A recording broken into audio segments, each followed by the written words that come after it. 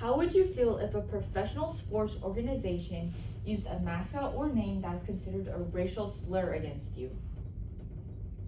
Native Americans are a real group of people who have faced immense struggle historically and currently in the United States, and their cultural identity is being used as likeness, not accurate representation. Numerous Native communities have condemned the use of Native mascots in sports as they promote untrue stereotypes. Learning from primary sources helps me understand the depths of this issue and talk about why it needs to be changed and addressed. The usage of Native American mascots in sports is much too prevalent. From schools across the United States to professional sporting organizations, the names used often are considered racial slurs or derogatory terms against natives. The feelings these mascots elicit are negative and harmful towards the Native community. Whether it be harmful stereotypes, misrepresentations, or generalizations, all these factors contribute to the social marginalization of Native Americans.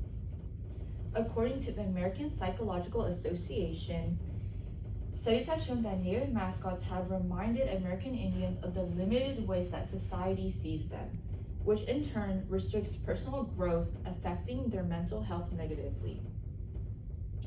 Most Americans have no direct or personal experience with Native Americans, so their views are based solely off of what the media portrays.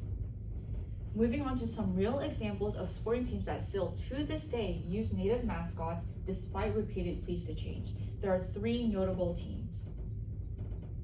First, the Kansas City Chiefs of the NFL have said themselves that the club originally had no legitimate ties to American Indian culture.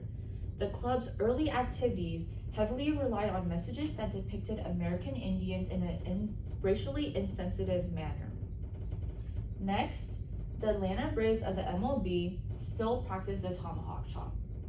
Although the organization itself doesn't practice the chant anymore and has stopped its promotion, the fans of the Braves still practice this action because it's not prohibited in the stadium. Leaders of Native nations in Georgia have condemned its use. People like James R. Floyd has said, it is not an appropriate acknowledgement of tribal tradition or culture. Lastly, the Chicago Blackhawks of the NHL have had direct lineages of Chief Blackhawk denounce the team's name and logo. April Holder, who is one of the great-granddaughters of Chief Blackhawk, has said this organization has contorted his identity into a racist and historically inaccurate one, stereotypical and generic. Now, how these teams use their mascots and represent them reflects in the attitude of their fans. There have been dozens of instances where fans have made insensitive remarks and actions against fans of teams with a Native mascot. One instance from 2013 is from when the Chiefs played the Commanders. According to CNBC News, a Sonic drive-thru in Missouri displayed the sign that stated, "Scalp the Redskins and send them to reservation." Another example is Chief Z, an unofficial mascot for Washington. He used to dress up in faux Native headgear and attire whenever he would go to a game. It's extremely dehumanizing for Indigenous communities to be so superficially represented as characters that create inaccurate views of Native people and Native culture. It's because of these displays that Native American identities are seen as characters rather than as humans.